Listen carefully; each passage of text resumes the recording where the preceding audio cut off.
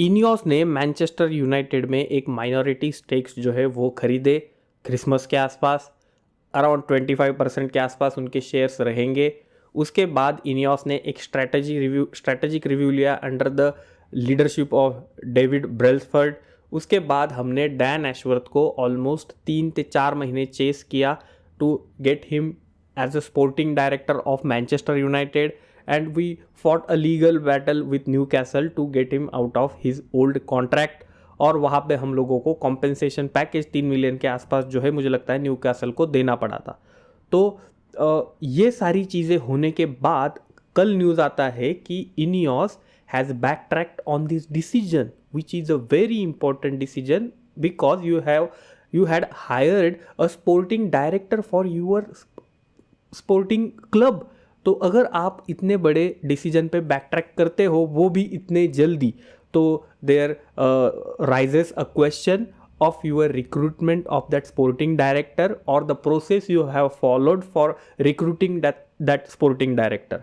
ठीक है, तो ये एक चीज़ हो गई। उसके बाद हमने एरिक टेन हैग को बैक किया समर में, क्योंकि कई लोग बोल रहे थे कि एरिक टेन हैग को समर में रिप्लेस कर दो, लेकिन आपने उनको रखा। ठीक है, रखा तो रखा, आपने 200 मिलियन के आसपास खर्चा किया प्लेयरों के ऊपर।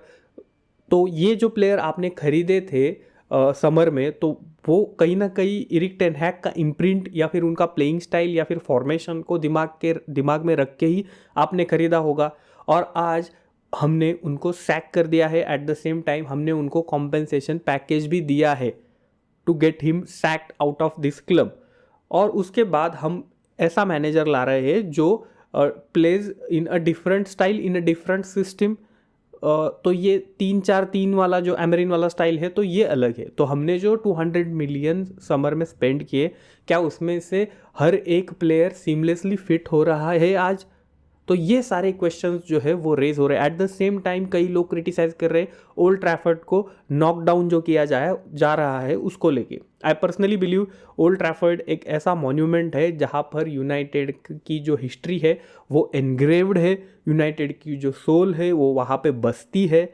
तो अगर आप इतना बड़ा डिसीजन अगेंस्ट फैंस, या फिर अगेंस्ट फैंस भी नहीं कह सकते हो, अगेंस्ट जो हार्डकोर फैंस है जिनको सच में ओल्ड ट्रैफर्ड से वो लगाव है, वो फैन लोग जो है मुझे नहीं लगता है इस चीज़ से काफ़ी ज़्यादा खुश रहे होंगे। ये एक चीज़ हो गई। उसके बाद आप टिकट के प्राइजेस जो है वो बढ़ा रहे हो। ठीक है, आप match going fans are not happy about it, ये वाली चीज़ हो गई।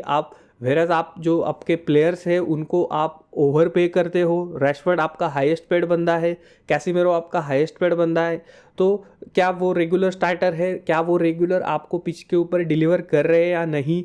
ये सारी चीज़ें भी हम लोगों को देखनी पड़ेगी दोस्तों। ठीक है, तो ऑल एंड ऑल ये अभी तक जो हमने डिस्कस किया it reflects very badly on the record of Ineos और सर जिम रैटक्लिफ कि आप इतने इम्पेशेंट या फिर इतने हरीडली आपने स्पोर्टिंग डायरेक्टर को हायर किया और उतने ही स्पीडीली आपने उनको सैक भी किया। तो it raises a serious questions दोस्तों। आप बताओ कमेंट बॉक्स में जाके आप क्या सोचते हो, इनियोस का अब तक का रिकॉर्ड कैसा रहा है? क्या आप इनियोस को बैक करते हो? अगर करते हो तो क्यों? क्या अगर आप इनियोस को क्रिटिसाइज करना चालू कर रहे हो धीरे धीरे, या फिर आप ऑप्टिमिस्टिक हो कि ये सिचुएशंस जो है आगे जाके इम्प्रूव होगी? आज के लिए बस इतना ही। थॉट्स बताओ कमेंट बॉक्स में, चैनल को सपोर्ट करो। कल फिर मिलेंगे, तब तक के लिए बाय बाय, टेक केयर।